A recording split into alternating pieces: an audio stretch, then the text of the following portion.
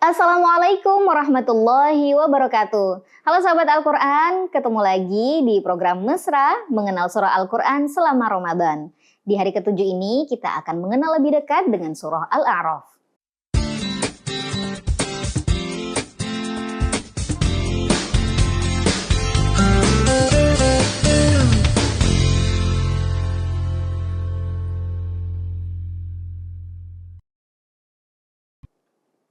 Al-A'raf adalah nama surah ketujuh dalam susunan mushaf Al-Quran.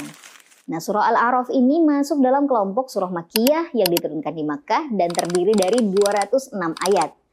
Kata A'raf adalah bentuk jamak dari urf, yang berarti sesuatu yang tinggi atau sesuatu yang terhormat.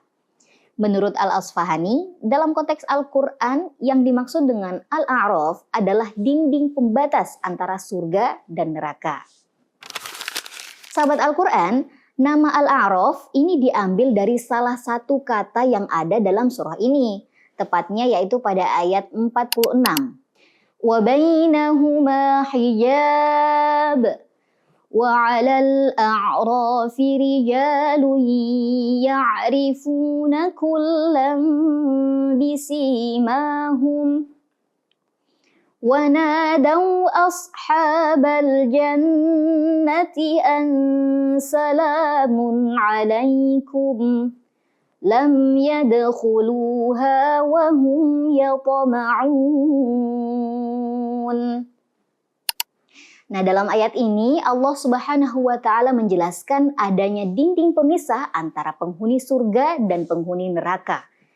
Lalu, di atas tempat yang tertinggi atau Al-A'raf, ada orang-orang yang saling mengenal karena masing-masing memiliki tanda. Kemudian mereka menyeru para penghuni surga dengan ucapan Salamun alaikum. Semoga keselamatan tercurah kepadamu. Akan tetapi mereka belum dapat memasuki surga, meskipun mereka sangat menginginkannya. Nah, ternyata di dalam Al-Quran, kata Al-A'raf ini hanya disebutkan dalam surah ini saja. Meskipun dalam Al-Quran juga terdapat kata yang mengandung makna yang hampir sama, yakni dinding berpintu yang menjadi pemisah antara rahmat atau surga dan azab atau neraka, yaitu kata sur. Nah, kata ini terdapat disebutkan dalam surah Al-Hadid ayat 13. Pada surah Al-Hadid ayat 13 ini Allah Subhanahu wa Ta'ala berfirman, "Faduriba bainahum bisuril lahu bab, batinuhu fihi rahmah wa zahiruhu min qibalihil azab."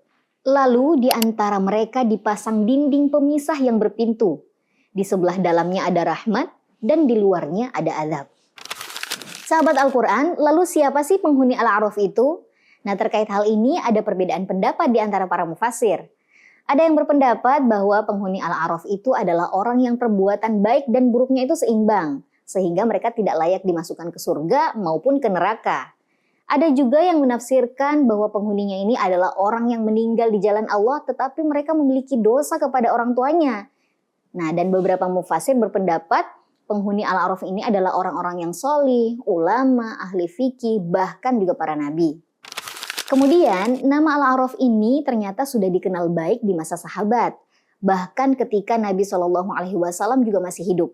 Hanya saja tidak ada dalil yang sharih yang menunjukkan penamaannya dilakukan langsung oleh Nabi SAW. Dengan demikian diduga kuat nama surah ini tuh dimunculkan oleh para sahabat.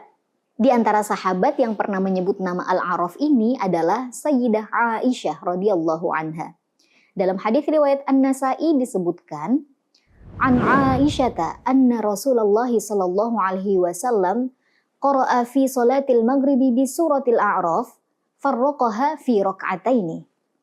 Aisyah mengisahkan bahwa Rasulullah Shallallahu Alaihi Wasallam membaca surah Al-A'raf pada sholat maghrib. Beliau membaginya menjadi 2 rakaat. Hadis riwayat An-Nasa'i. Sahabat Al-Quran, seperti halnya surah-surah yang sebelumnya, Al-A'raf juga memiliki beberapa nama lain, yakni yang pertama Al-Miqat. Menurut Al-Fairuz-Zabadi, surah ini disebut dengan Al-Miqat berdasarkan kata yang sama pada ayat 143, di mana Allah Subhanahu wa Ta'ala berfirman, "Walamma jaa'a Musa limiqatina wa kallamahu rabbuhu qala rabbi arini anzur ilaik. Ila akhiril ayah. Kemudian yang kedua, Al-Mitsaq.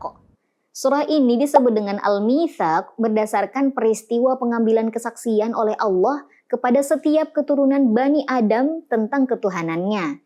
Kemudian ini diabadikan di dalam ayat 172 surah ini, di mana Allah Subhanahu wa taala berfirman, وَإِذْ أَخَذَ رَبُّكَ مِنْ بَنِي آدَمَ مِنْ ظُهُورِهِمْ ذُرِّيَّتَهُمْ وَأَشْهَدَهُمْ عَلَى أَنْفُسِهِمْ أَلَسْتُ بِرَبِّكُمْ قَالُوا بَلَى شَهِدْنَا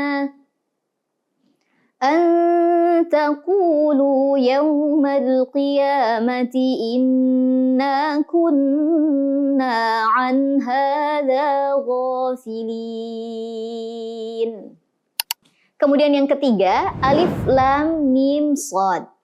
Nah, surah ini juga terkadang disebut dengan huruf muqatta'ah yang mengawalinya, yaitu Alif Lam Mim Shad.